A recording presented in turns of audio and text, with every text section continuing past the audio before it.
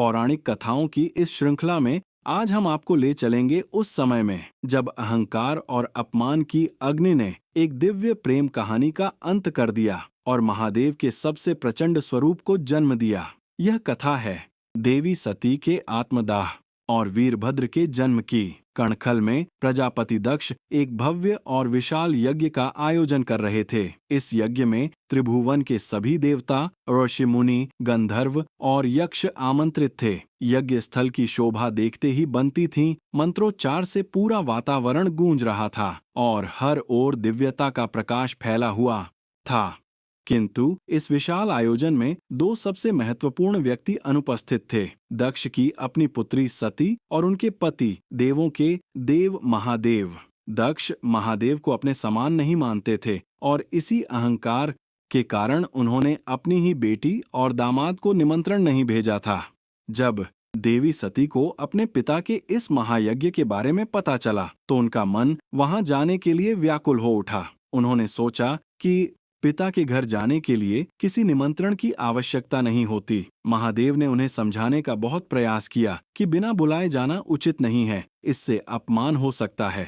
परंतु पुत्री मोह में सती ने उनकी एक न सुनी और अपने पिता के यज्ञ में शामिल होने का निश्चय कर लिया। नंदी और अन्य गणों के साथ वह अपने पिता के घर पहुंची, इस आशा में कि उनके आने से पिता प्रसन्न होंगे। लेकिन हुआ ठीक इसके विपरीत। यज्ञ स्थल पर पहुंचते ही दक्ष ने अपनी पुत्री सती की उपेक्षा की और जब सती ने इसका कारण पूछा तो दक्ष क्रोधित हो उठे।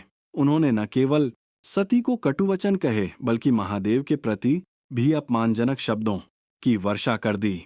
उन्होंने महादेव को अमंगलकारी, श्मशानवासी और अकुलीन कहकर उनका घोर अपमान किया। अपने पति का ऐसा अपमान सुनकर सती का हृदय क्रोध, पीड़ा और ग्लानि से भर गया। उनके लिए अपने आराध्य, अपने प्राण प्रिय पति का तिरस्कार असहनीय था। उनकी आंखों से ज्वाला निकलने लगी।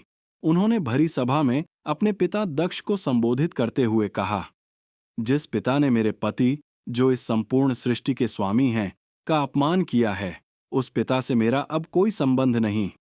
आपके द्वारा दिए गए इस शरीर को धारण करने में भी मुझे लज्जा आ रही है। यह घोषणा करते हुए उन्होंने अपने पति के सम्मान की रक्षा करने का प्रण लिया। अपने निर्णय पर अडिग सती ने वहीं यज्ञ वेदी के पास योगासन लगाया और अपनी यौगिक शक्ति से अपने भीतर एक दिव्य अग्नि प्रज्वलित की। देखते ही देखते उस प्रलयंकारी योग अग्नि ने उनके पार्थिव शरीर को भस्म कर दिया। देवताओं के बीच हाहाकार मच गया, लेकिन कोई भी उस देवी को रोक न सका जिसने अपने पति के सम्मान के लिए आत्मदाह कर लिया था। जब महादेव को सती के आत्मदाह का समाचार मिला तो उनका शांत स्वरूप एक प्रलयंकारी तूफान में बदल गया। उनका क्रोध अपनी चरम सीमा पर पहुंच गया और इस महाक्रोध से उनके मस्तक की एक जटा से एक महापराक्रमी और भयानक स्वरूप उत्पन्न हुआ, जिसका नाम था वीरभद्र।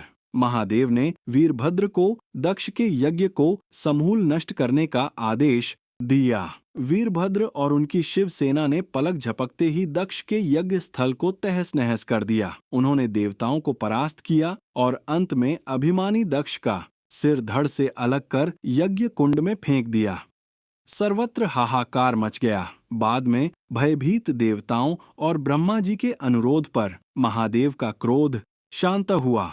उन्होंने करुणावश दक्ष को क्षमा कर दिया और उनके धड़ पर एक बकरे का सिर लगाकर उन्हें पुनः जीवित कर दिया। यह कथा हमें सिखाती है कि अहंकार और अपमान किस प्रकार विनाश को जन्म देता है। सती का बलिदान प्रेम और सम्मान की पराकाष्ठा का प्रतीक है, जबकि वीरभद्र का जन्म अन्याय के प्रतिकार के लिए शिव के रौद्र रूप को दर्शाता है। यह घटनाक्रम सृष्टि के चक्र में एक महत्वपूर्ण मोड़ था, जिसके कारण आगे चलकर देवी सती ने पार्वती के रूप में पुनर्जन्म लिया और महादेव को पुनः प्राप्त किया।